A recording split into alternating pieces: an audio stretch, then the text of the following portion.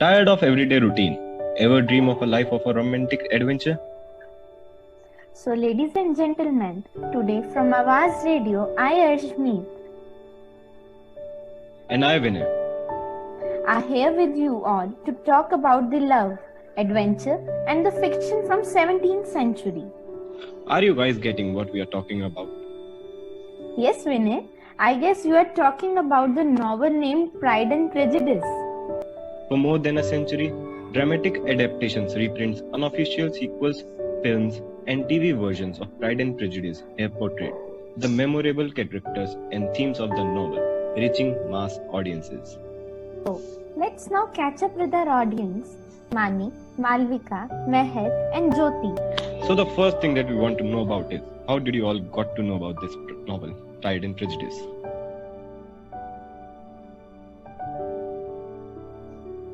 I got to know about Pride and Prejudice from obviously book. I read the whole book and I loved it. Then I went in search for the movie and found it online. So I watched the movie and read the book. So I got to know about this book from my school friend. I asked for a suggestion for my next book to read, and she suggested Pride and Prejudice. And I fell in love with the book.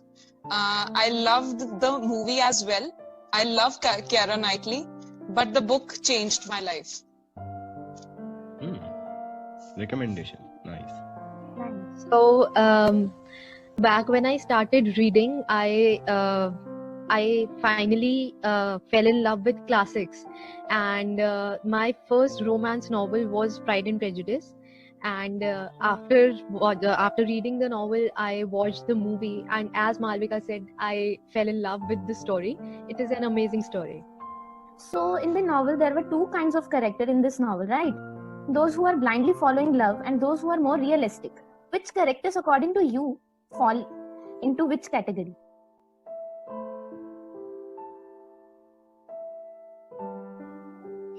So according to me, it is easier to say that who were the blindly in love ones. Obviously Lydia and Wickham. And the other thing that who were the most practical ones were obviously Charlotte Lucas and her marriage to Mr. Collins. I would like to add to what Malvika said. As for the main couple of the story, which was Mr. Darcy and Elizabeth Bennet, I would say that they were both of a more realistic approach. When we talk about Jane Bennet and Mr. Bingley was more of the deep into love kind of person. He did not, I don't think that he actually considered the realistic approach. He was just blindsided by his sister. Yeah. If we see another perspective, Miss Bingley was blindly in love with Mr. Darcy. She was ready to go at any extent to get his attention and to be with him. In fact, she separated Jane and Mr. Bingley for that. And if we come to realistic approach, it was Charlotte Lucas. She considered her age, that she was losing the age of getting married in that era. So she became realistic. In fact, Elizabeth Bennet, she tried to convince her friend that she shouldn't be marrying Mr. Collins, but she was more aware of the situation that she was losing the age of marriage. After that, she might not get married. So she decided in the realistic way, in the practical way, to get married to Mr. Collins. We got novel. Darcy refuses to dance with Elizabeth, but at the next ball, it's reverse. What's your opinion regarding this change of events?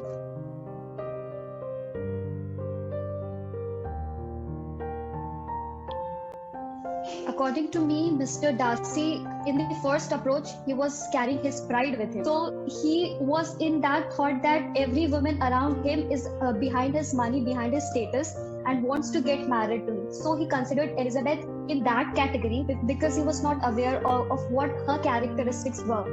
But in the second approach, he wanted to dance with her, but still he was shy to accept that his perspective has changed about her.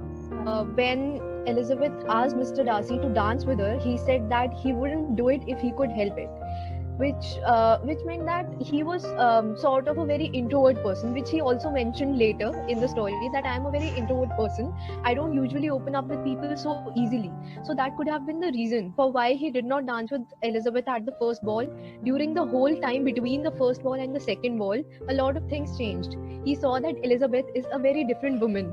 She stood up to him like nobody else did. So yeah, he understood that she was not in the category of any other women who were after him. I would like to add to Himani's point would be that both Darcy as well as Elizabeth at the separate balls had a different perception about each other. In the first ball, Darcy had easily judged Elizabeth Bennet and said that she is tolerable but not handsome enough to tempt me. I am in no humor to to give consequence to young ladies who are slighted by other men. And I think he came to that judgment very easily just by seeing her dance with other people. On the other hand, when he realized his mistake and went for the second ball, and he knew Elizabeth's true value, she was tainted by Wickham. And she, in the next ball, was prejudiced against Darcy. Yes, right, Malvika. Other than, like, they both have different perspectives in both the times at the ball.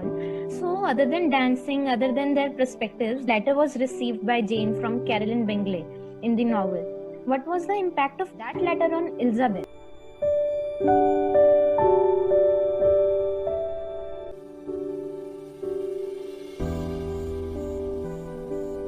Well, according to me, when Jane got the letter, I think she was not predisposed to see evil in other people. So she just assumed that everything in the letter was true.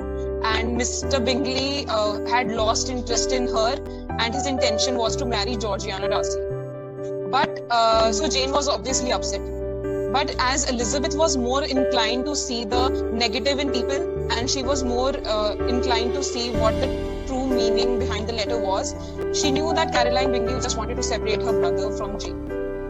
It was all Caroline's plan to just get her attention from Mr. Darcy. She wanted them to move to London so that Mr. Bingley avoids Jane and he forgets her. Yeah, Elizabeth was strong enough to say to Jane, like, go and meet and ask Charles Bingley himself, even though in London.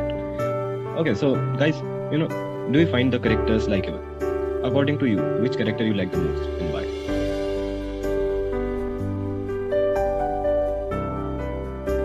So I would like to say that according to me, I have given this a lot of thought, but Elizabeth Bennet remains my favorite. As an obvious choice, she is. She is intelligent, she's empathetic, and she has a comical aspect to life. She can see the irony in situations, which is the best part. I agree with Malvika that Elizabeth is the first choice to be likable, but Mr. Darcy had his role, of course. The most thing I liked about him, Mr. Darcy, was that he represented an ideal man in the end. Like, he saved Lydia.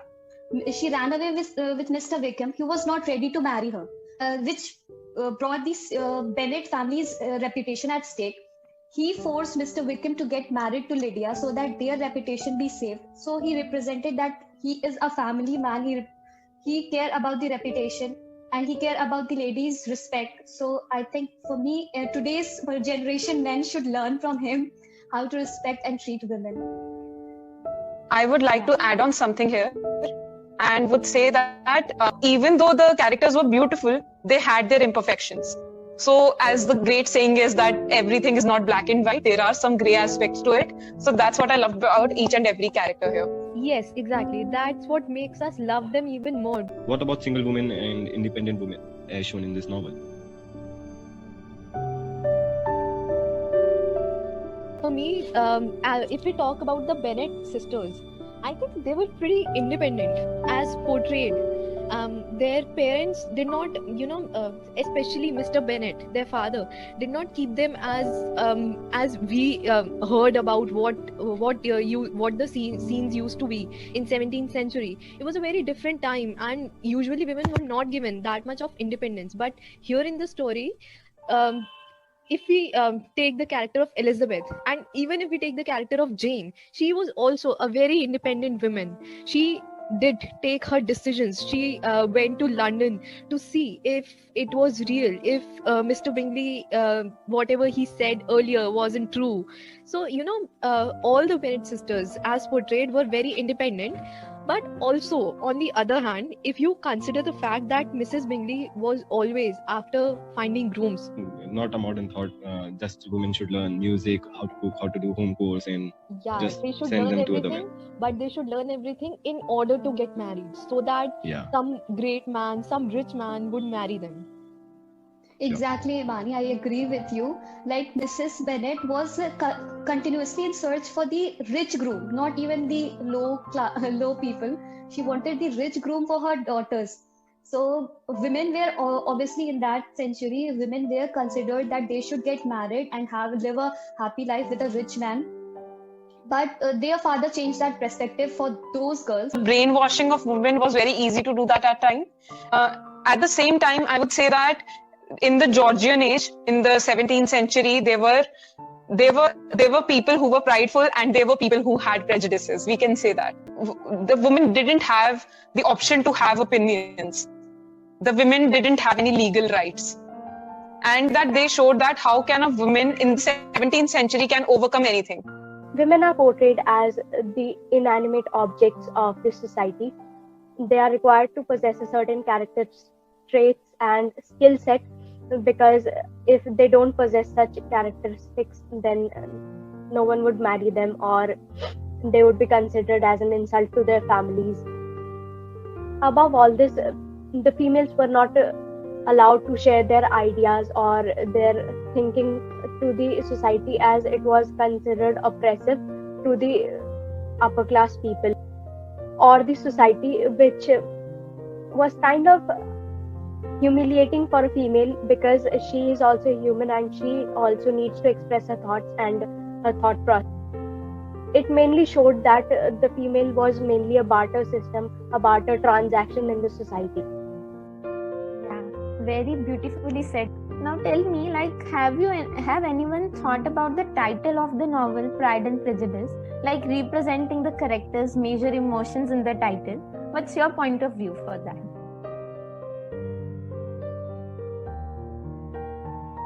Obviously, the title Pride and Prejudice represent Mr. Darcy and Elizabeth, of course.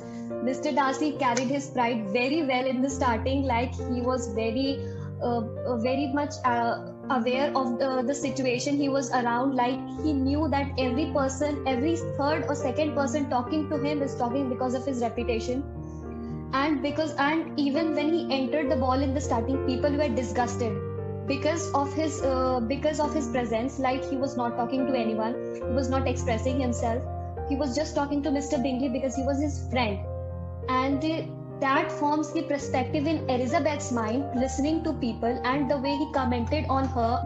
But also I think that a little pride was in Elizabeth too, because she said to Charlotte Lucas that if he would have she would have considered his pride if he would have not mortified her pride. He mortified Elizabeth's pride by declining her to dance. So both of them carried pride and prejudice equally. And we can actually see the whole situation that she created on herself.